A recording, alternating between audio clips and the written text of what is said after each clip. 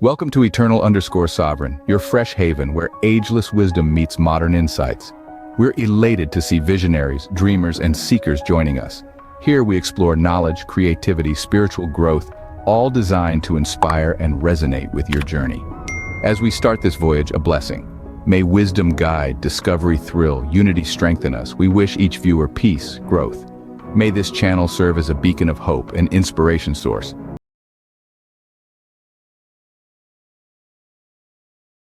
Welcome, friends. Today I want to share my story. A story of science and faith. A story of how I, a forensic dentist, found my way to Jesus.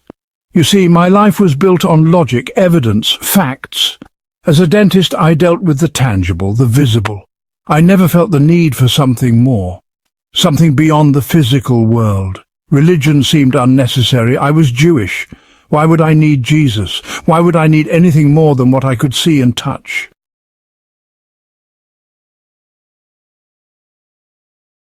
My work as a forensic dentist was both challenging and fascinating. I saw the worst of humanity, the dark side that most people never encounter. Identifying bodies, often hidden or discarded, became my daily routine. People think they can make a body disappear. They can't. But through it all, I remained a man of science, a man of logic. Little did I know, my path was about to take an unexpected turn, a turn towards faith, a turn towards a truth I never thought I'd embrace.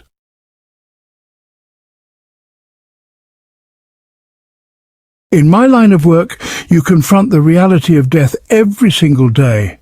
People often ask me, what's the most difficult part? It's not the sight of the deceased. It's not the gruesome nature of the work.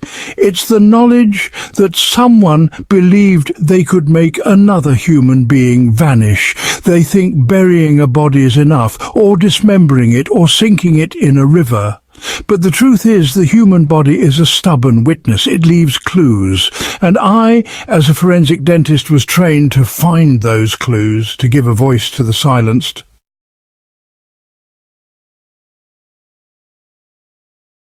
I spent a significant portion of my career in Manhattan.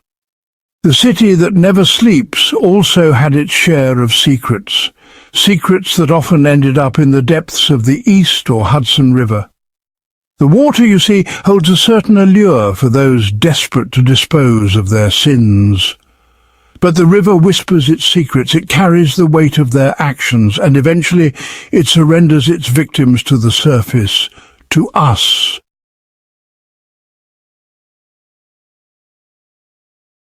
One case in particular stands out in my memory. A woman brutally murdered by her husband.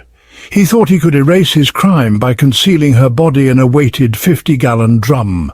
He dropped it into the ocean, convinced it would sink into oblivion. But nature, it seems, has a way of righting wrongs. The decomposition process, you see, creates gases.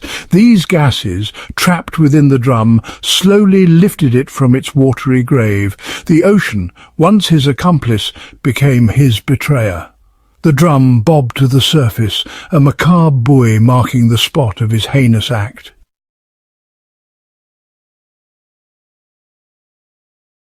We identified her, of course. We almost always do.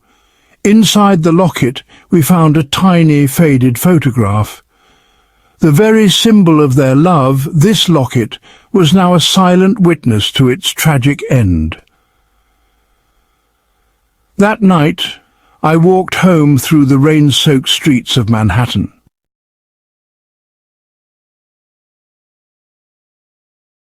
But that night, logic offered no solace, no answers.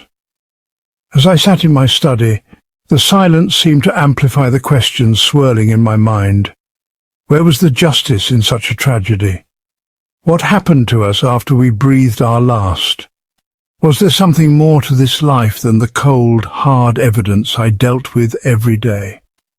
For the first time in my life, I felt the limitations of my own logic. The scientific method, my trusted companion, seemed to fall short in the face of life's biggest questions.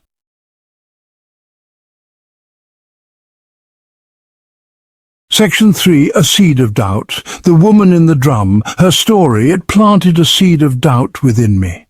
A seed that would slowly begin to grow, challenging my long-held beliefs. I'd always been comfortable in my skepticism, my rejection of anything that couldn't be explained by science. But now I found myself questioning everything. Was there more to life than met the eye? Was there a truth that transcended the physical world? A truth that my scientific mind had failed to grasp?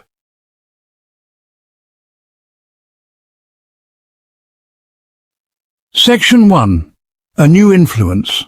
Life, as they say, has a way of disrupting our carefully constructed realities. For me, that disruption came in the form of love.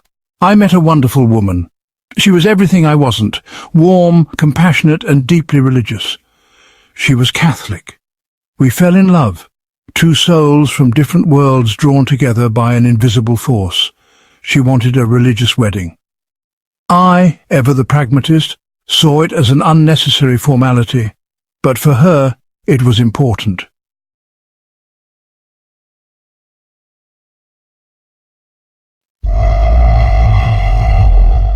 Section 2. Stepping into the unknown. We found an Episcopal church with a Jewish associate rector. It felt like a strange compromise, a way to appease her faith without betraying my own lack of belief. The church was beautiful, filled with a sense of peace that I couldn't quite explain. We started attending services regularly, she with quiet devotion, me with a mixture of curiosity and skepticism. The rituals, the hymns, the stained glass windows depicting biblical scenes, it was all so foreign to me.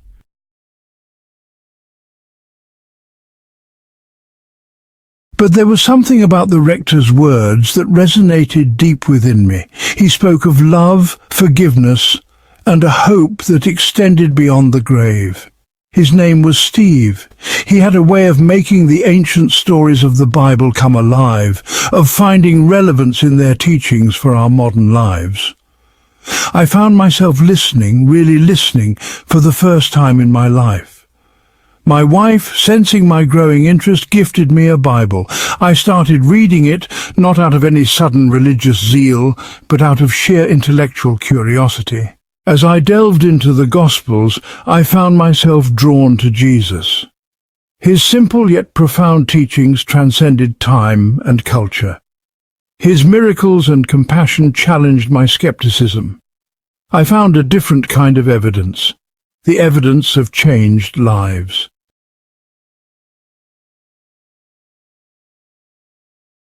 My wife invited me to a series of lectures at our church. The speaker was Bob Mendelsohn, a Jewish man who had converted to Christianity.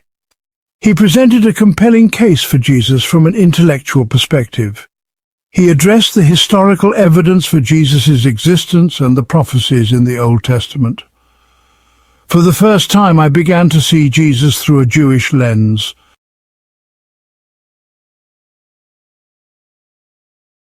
As a forensic dentist, I was trained to deal with death, to analyze its aftermath. I knew that bodies didn't just disappear. There were always clues, always traces left behind. The resurrection of Jesus, a cornerstone of Christian faith, had always been a stumbling block for me.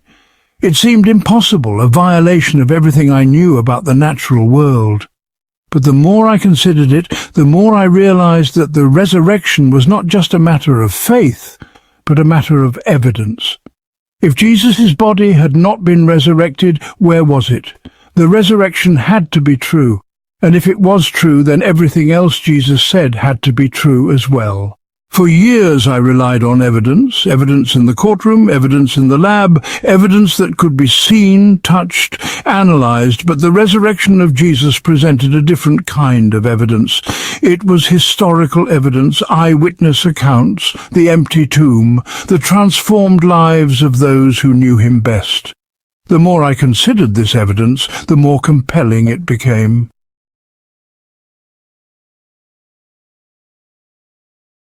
The realization that Jesus had risen from the dead was a turning point in my life. It shattered my skepticism and opened my heart to a truth I had never thought possible. The truth of God's love, the truth of forgiveness. It wasn't a sudden, emotional conversion. It was a gradual process of intellectual ascent and spiritual awakening. I began to see the world through different eyes. The world, once cold and indifferent, now seemed to pulsate with the presence of something greater than myself, and I felt a sense of peace that I had never known before.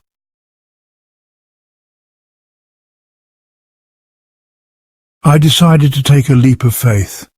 I decided to believe. I was baptized and embraced my new faith in Jesus Christ. And you know what? My life was forever changed. The anger that I had carried for so long, the cynicism that had become my shield against the world, it began to melt away. I found myself more patient, more compassionate, more forgiving. I realized that faith wasn't about blind acceptance. It was about opening your mind and heart to a truth that could transform your life. It was about trusting in something bigger than yourself, even when you didn't have all the answers.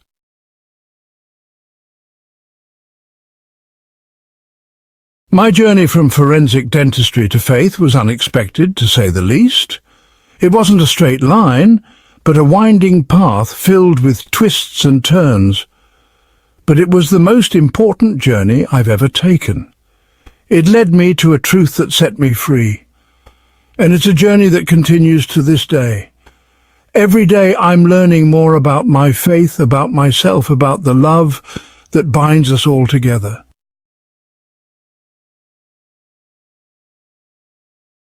If you're curious about faith, if you're searching for something more in your life, I encourage you to explore the New Testament, read the Gospels, learn about Jesus, and see if his message doesn't resonate with something deep within your own heart. Thank you for listening, and if you'd like to hear more stories like mine, please subscribe to our channel. Until next time, may God bless you.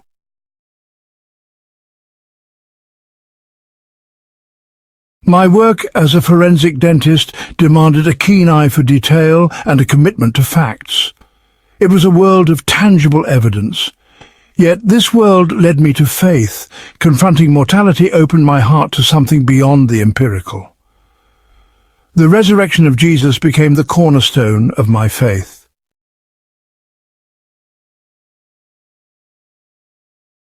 The Gospels, once ancient texts, became a source of profound comfort and guidance. They spoke of a love that transcended death and a hope beyond the grave. As I embraced this faith, I felt a shift within myself. Cynicism faded, replaced by peace and purpose.